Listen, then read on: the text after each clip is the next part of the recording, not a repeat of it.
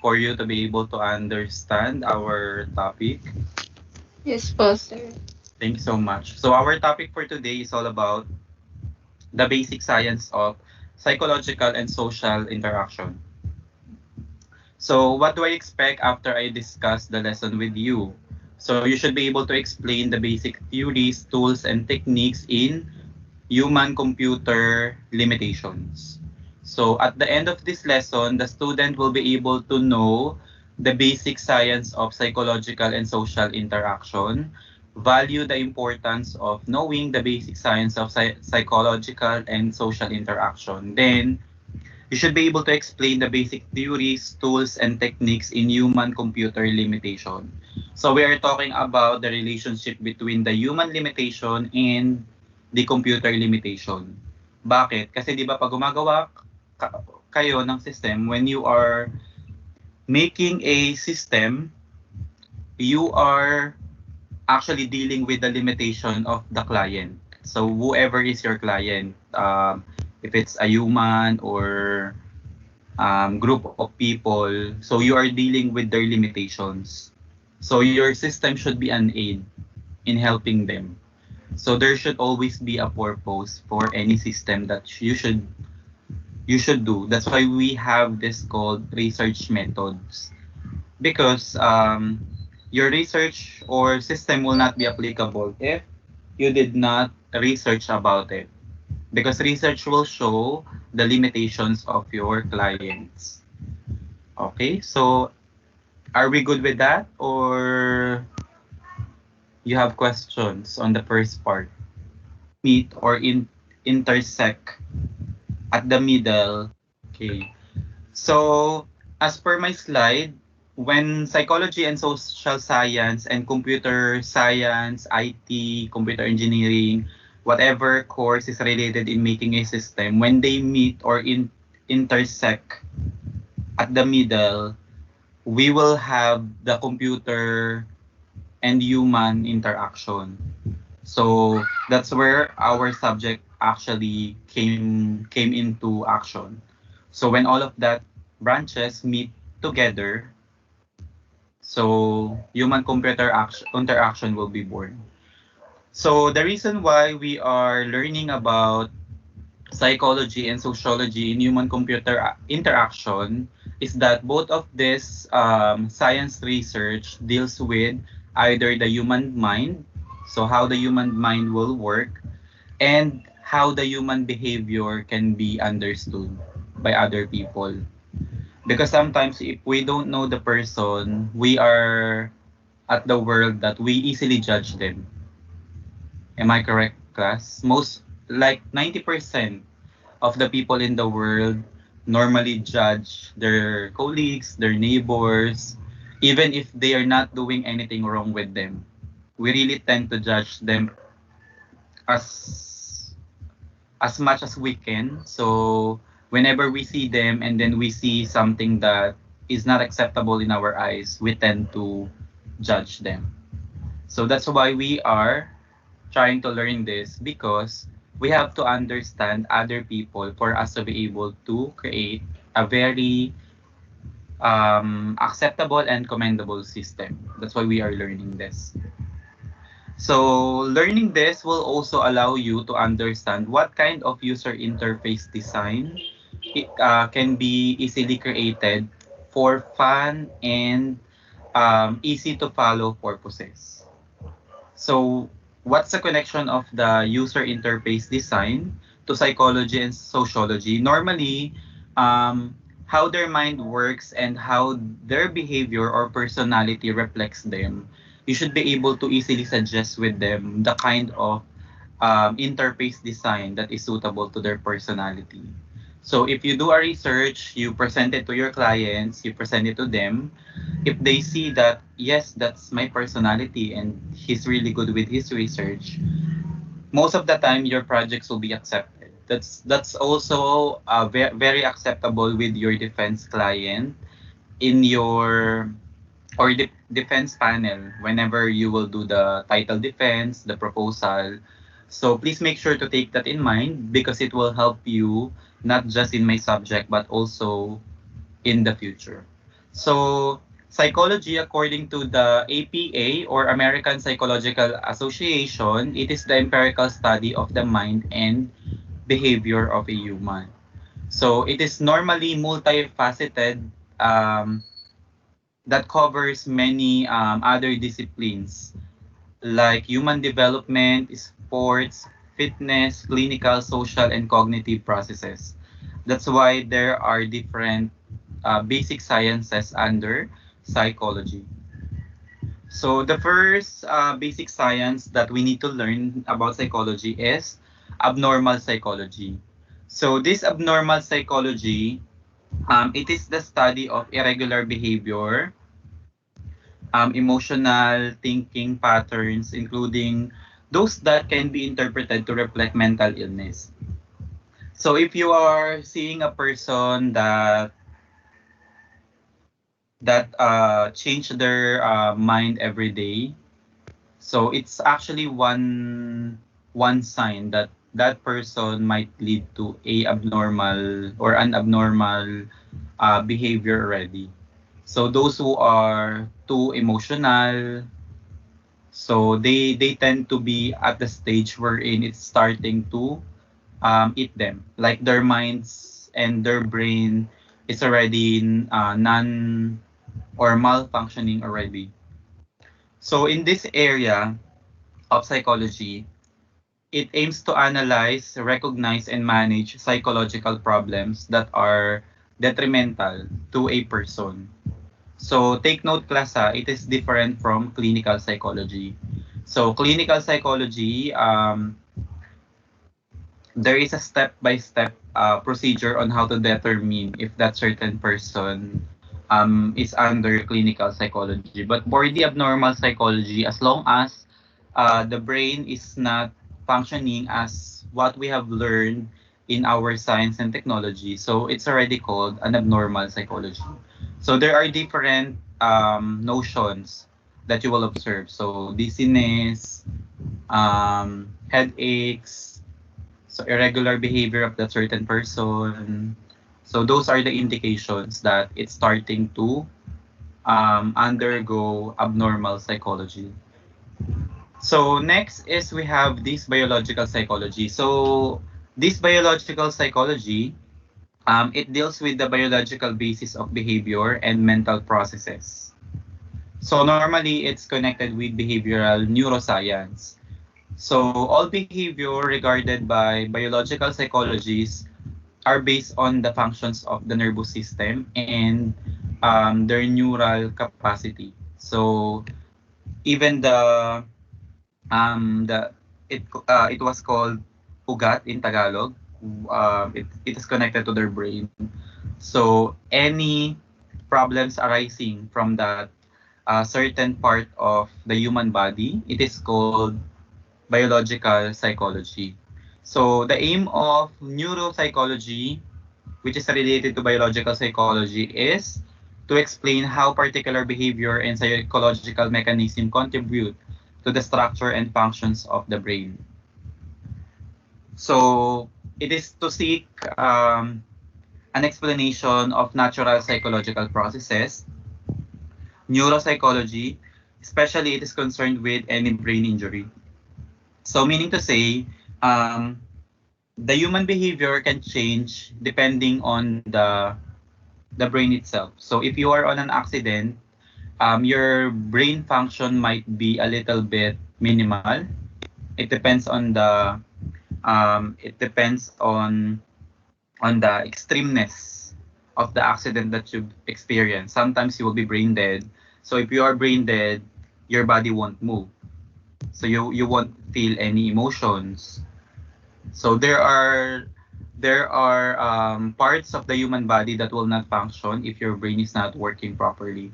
So that's why we are studying about biological psychology. Why? Because we can actually well, sorry for the term, those kind of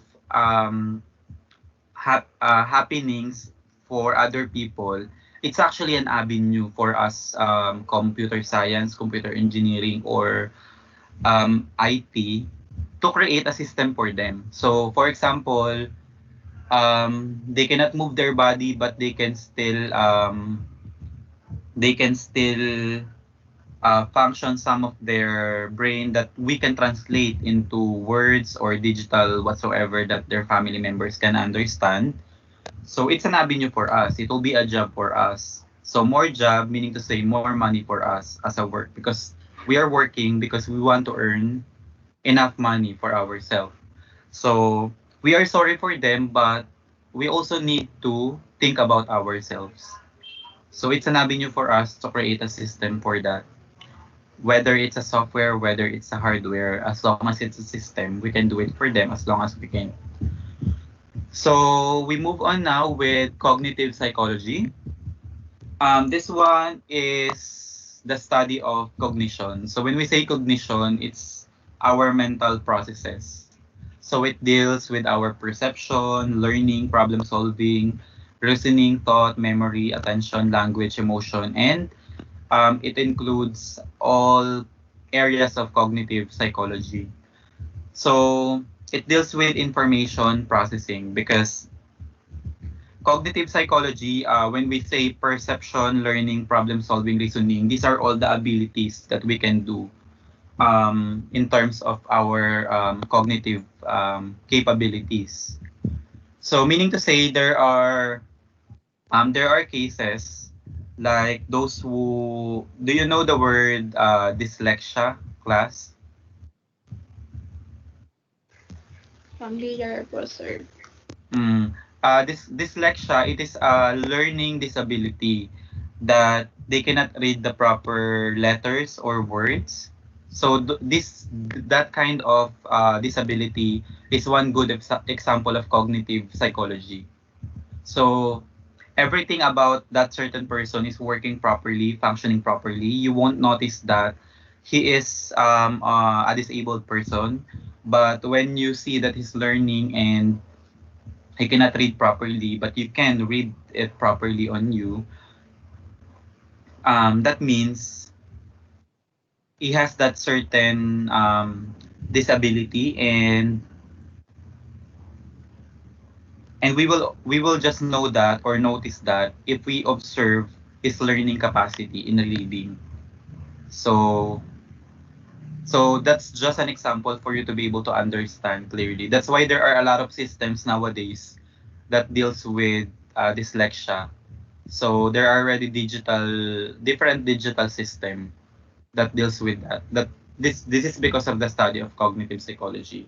So that's also an avenue for you, class. That's why we are studying this so that you would know where you can create your system for your thesis in the future. So cognitive science, it's an interdisciplinary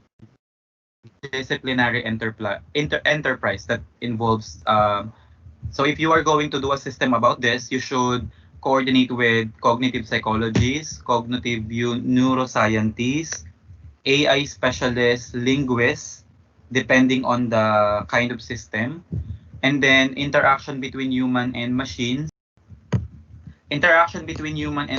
So you might as well coordinate with an ergonomist, and then computer neuroscience, logicians, and social scientists. So those are the ones that needs to serve as your expert whenever you do the testing already.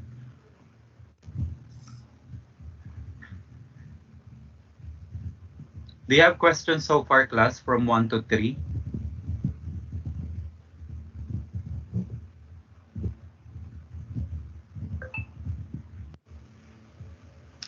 The growth of the human mind and the action over the course of life. Actually, this is the easiest one to discuss here because we all know that um, when you were a little, your behavior is different. So whenever we age, our behavior tends to be different depending on the people that we are with every day. So one good example of this one is when I was a kid, I have a friend here, one of my kababata here. Um, he's really, what do you call that? Yung bida-bida in Tagalog. So whenever we are talking, he tends to even even if that doesn't concern him, he tend to butt in. So he always want to put himself on the conversation. And then after a few years, when he was already a teenager, his behavior changes. Like he already became very what do you call that? Very timid. He's not talking anymore. He doesn't want to associate himself with any conversation. So he became very secretive. So that's one good example of developmental psychology. So when you age, depending on your age, your behavior will change. So that's just the basic explanation of that. So about experimental psychology, it reflects a conceptual approach to psychology. So if you experienced already before when you entered TUP, I think OSA conducted a questionnaire to assess your personality. Am I correct? Like the question that there is a question, then most likely, likely, those kind of questions. Have you experienced that already? A questionnaire like that?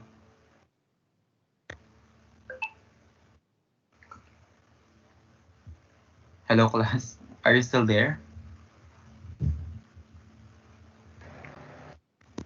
Hello, class. Sir, naka-experience na po.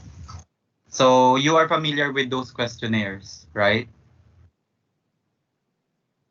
Yes, sir. Yes. So that's Yes, sir. actually um a tool for experimental psychology.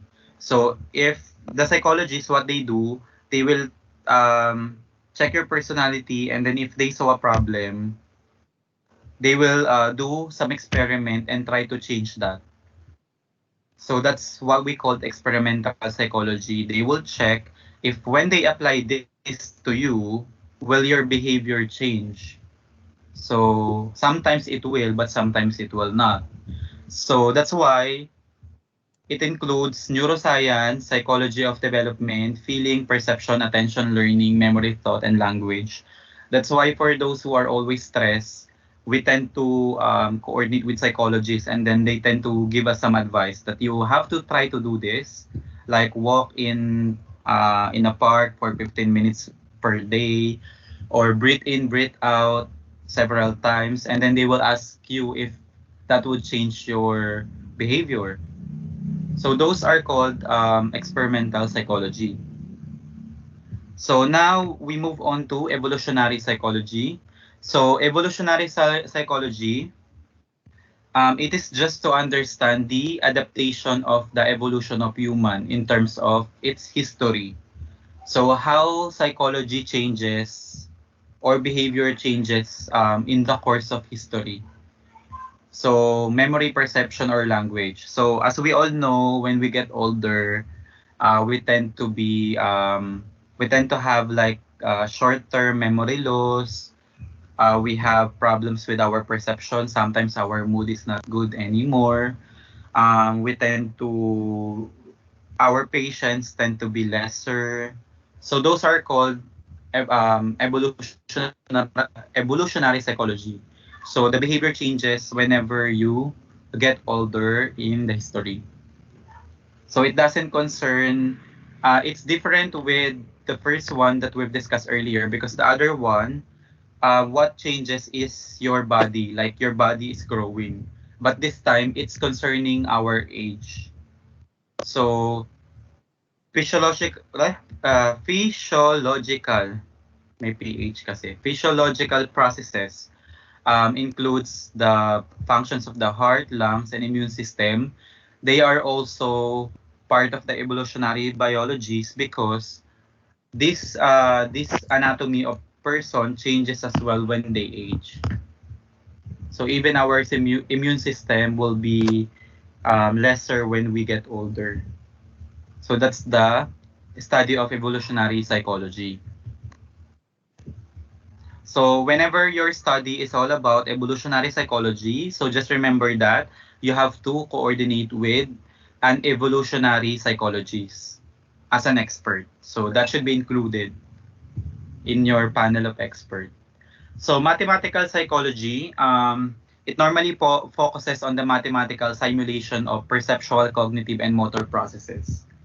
So normally, psychologists here, they just tend to do some computations to assess how the people work. So there is an appropriate computation when this age group, how they work, there is a computation for that. So only psychologists know that because they have a different subject for that. So we also, why do we need that in human-computer interaction? Because we have different systems now that imitates human personality and behavior. So we have AI, artificial intelligence. So if we want that to be 100% successful, it should be 100% replication of a human cognitive processes. That's why we are dealing with mathematical psychology because we also have to apply it on our AI and machine learning systems. Do you have any questions so far, class? And so far, sir. That's, Is it understandable? Yes, sir. Pag Yes, yes, nagpa-quiz po. pag nagpa-quiz ako, makaka 100 ba kayo? Kasi oo lang kayo ng oo sa akin. Kaya pinapractice ko na lang merong 1 hour. That's why I'm checking kung that we have a left brain and right brain. So I think the other brain function for the like for the arts, for the cognitive subjects, and then the other one focuses on the physical aspect like sports. Do you remember that? Yes, sir. So that's neuropsychology. So your behavior dictates depending on the part of the brain that works. So that's just how neuropsychology is all about. So that's a layman terms explanation of that. So if ever that your study is all about that, you should coordinate with a neuropsychologist. So one of your panel of experts should be a neuropsychologist. So what will happen here is that if the other brain is not working anymore, the other person tend to they will not understand the part that is not working anymore. So for example, if it's the part that deals with sports, that certain person cannot do basketball anymore, cannot do baseball. So it needs to have a clinical intervention already from a psychologist and any other clinical experts. So that's also a limitation of a human, and we can also make that as an avenue for us to create a system. So sorry for them, but it's good for us. So yun lang. Any question about neuropsychology, class?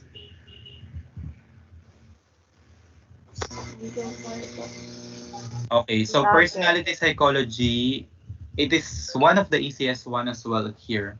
So we all know that there are patterns involved in a person's behavior, thought, and emotion. So we tend to be different. My personality is different than all of you, and not all of you has the same personality. That's why it dictates who are you and who are you with every day. Because if those who have same personality, they are the one that sticks together. Am I correct? And those who are bully others, those have contradicting personality with each other. That's why they don't like each other. So that's just how personality psychology works. So it tends to be different, and only psychologists can fix that. So are we okay with this personality psychology? That is my example enough to understand what this personality psychology is? Yes po, Yes, sir. sir. Sure? Baka naman Sure na natatakot sure. lang kayo sa akin, kaya yes kayo ng yes. Sir. Di po, Tama lang, sir. Baka mamaya di nyo ako naiintindihan. Okay. So we have two more for psychology, then we will jump into sociology afterward. So, psychophysics, it is a discipline concerned with the relationship between physical causes or experiences or feelings. So, have you noticed a person that cannot ride a bus anymore? Like whenever they ride a bus, we tend to tell them, ang OA mo naman, bus lang hindi ka makasakay. Pero for them, it's hard to really ride the bus because they feel like they are inside a box or they cannot breathe. Have you experienced being with a person like that? Yes, sir. Yeah, so that kind of feelings or result can be caused by physical experiences like accident, bus accident, or Trauma. trauma. So we also have sexual trauma, those who are being raped when they were a kid. So when they grow up, they felt distant to males because of the experience. So sometimes yun yung nagiging reason for them to be boyish kasi they tend to ka, kasi yung experience nila before, they feel na weak sila that time kaya nangyari yun. So they want something stronger for them. So yung iba 'di ba nagiging tomboy, sorry for the term. Sana walang tomboy dito or whatsoever. So may mga ganong case kasi. Example lang 'yun. Sorry for the term ha kasi magandang example kasi siya. Kasi ano kung 'di ba we tend to judge people pagka babae sila ngayon, after 3 years naging tomboy sila and then after 5 years naging babae ulit, nagkaroon ng anak. 'Di ba we tend to judge them. So yun lang. So we should understand those limitation kasi sometimes it's just caused by trauma. They were not born that way.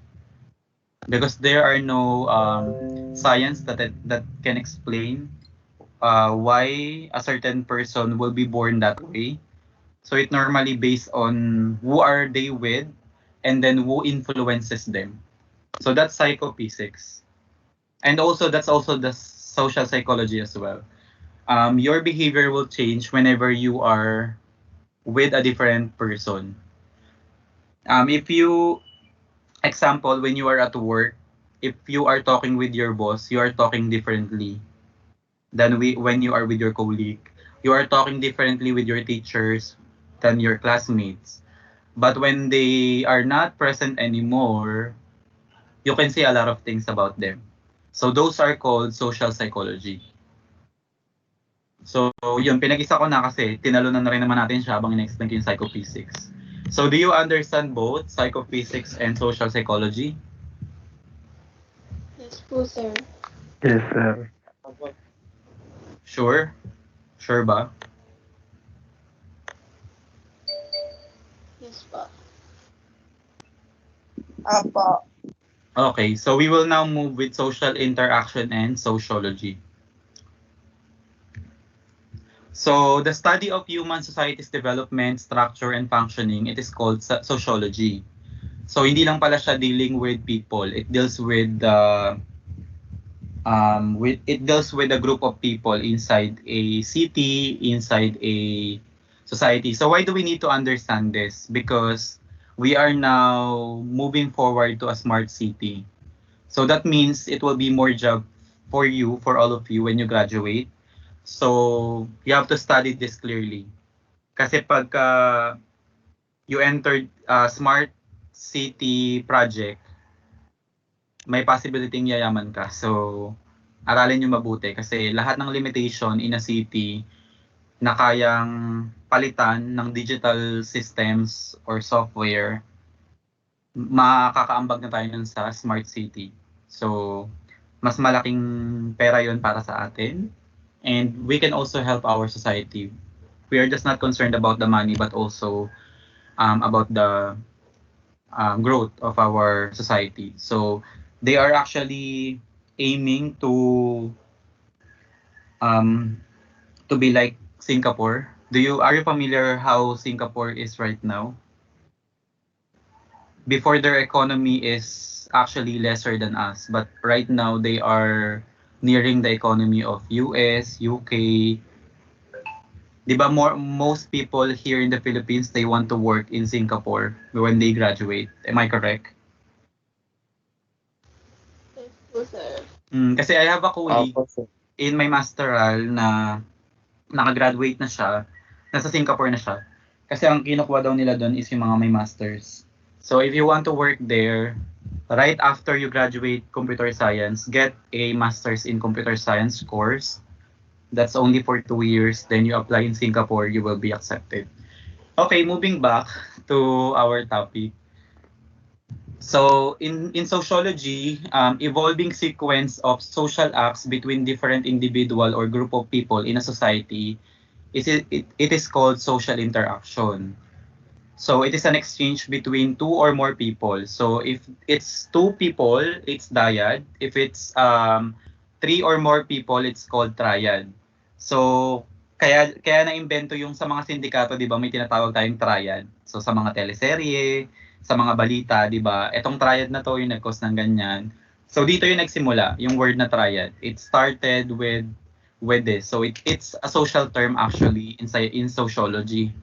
They just use it because I think they cannot use any other words for it. So they just use triad. Now it's a negative term, but before it's not because it's just a definition of three or more people interacting with each other. So normally people design law, organization, and frameworks for them to be able to live properly, and they need to communicate with each other. So sometimes it's not just verbal but also symbolic communication. So our personality can be a symbol of our communication with other people. So sometimes holding hands without you telling your partner or girlfriend, boyfriend that you love them, it shows how you love them if you hold their hands when you are walking because you're showing to other people that they are important to you. That yes, I'm already taken, don't look at me anymore. So something like that. It's already a way of your communication with other people. Na I'm already taken, uh don't look at me anymore, don't court me or whatsoever. So that's a part of communication or already. So we move on with microsociology. So microsociology, it is one of the topic under social interaction. So anong definition nito? It is a sociological study of small group and social units within a larger social system. So meaning to say, what is the effect of this smaller group? For example, you have an organization, TUP, Organization of Computer Science. How this organization will affect Manila, something like that. So that is an example of microsociology. So how a group of people affects a larger social group in our city or country. So we have this we call symbolic interactionism. Symbolic interactionism, no communication, no talking. It just show with your actions and everything. So those are called symbolic interactionism. Ethnomethodology, on the other hand, it is this one. It seeks to explain the social order that people use by examining their account and explanation of their everyday experiences to make sense of the world. So for them to reason out the world, let's say for example, before you say that the city is not growing because we don't have enough systems to do that or the system of SSS is too slow, we have to use first an ethnomethodology method to prove it. So you have to examine first their accounts, their usage, their explanation of their everyday experiences for you to be able to really come up that yes, it's really slow. So we have to upgrade your system. So we have four types of social interaction. We have accidental, repeated, regular, and regulated. When we say accidental,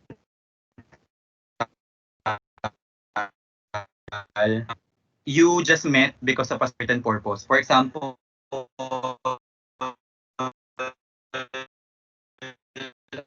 different there. They became close because they are in one. So that's an accidental meeting or interaction. Because after that, it's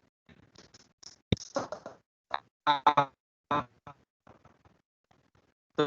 to them whether they will meet. Like, I like your personality, and also he likes her personality, number to each other, and then you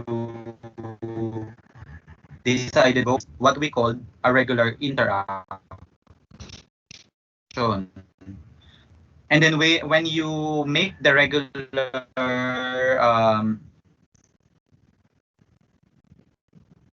constant, like you are meeting every day already because you enjoy the company of each other, that's what we call repeated.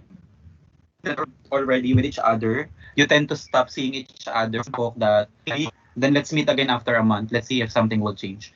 That is what we are rolling already, your interaction with each other.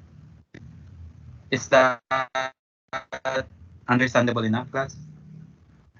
Do you have questions? Yes, sir. Understandable,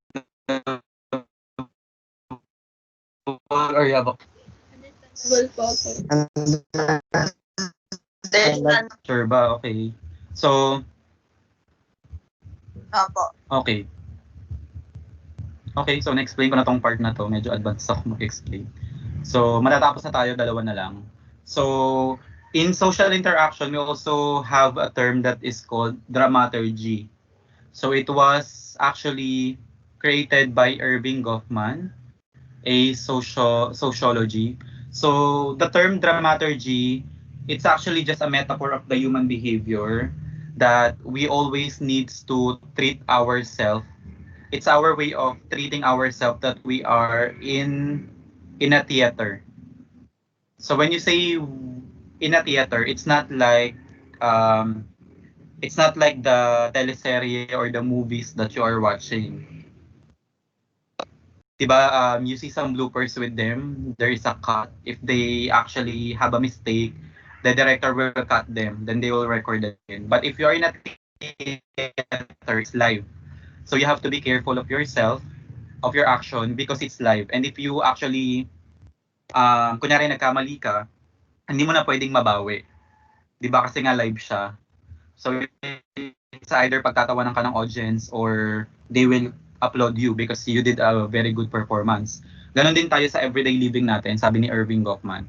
We have to treat our everyday living as if we are on a theater, na hindi tayo pwedeng magkamali kasi i-judge ako ng ibang tao.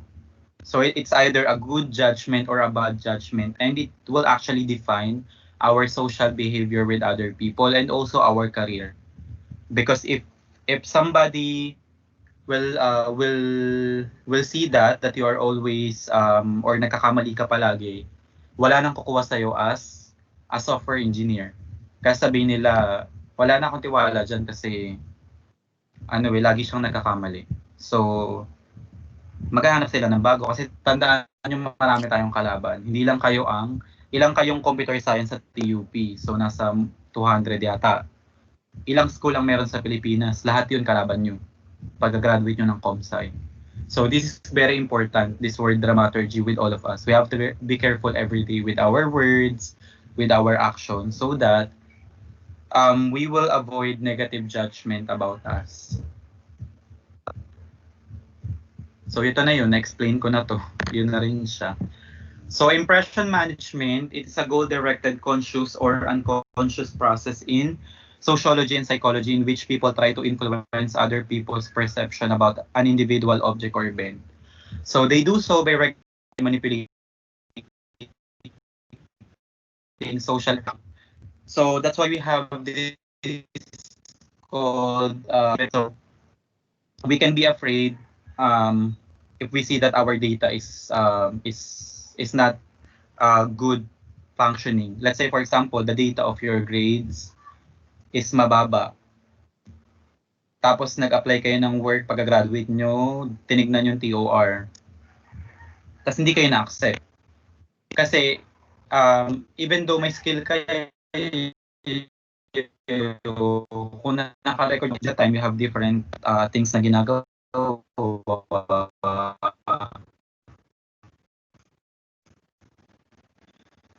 all of your data, especially data of your systems, para for instance, so performance stage, it actually describes the human actions in daily life as a performance on a stage. So I've explained this earlier that whenever we are living our daily lives, we have to treat it as if we are on a theater. So we have to be careful with our action, words, and everything. So especially kapag ka nagde-defense na kayo ng inyong thesis, sometimes yung mga panel, i-judge kayo the way you talk. So you should talk confidently. You should walk confidently. You should explain confidently para maniwala sila na ay, aral na aral niya to. Tsaka tama yung research niya. So magkakaroon nyo ng impression with them. Hindi nila kayo i-judge negatively. So yun lang. I hope you understand our topic for today. Any questions, class?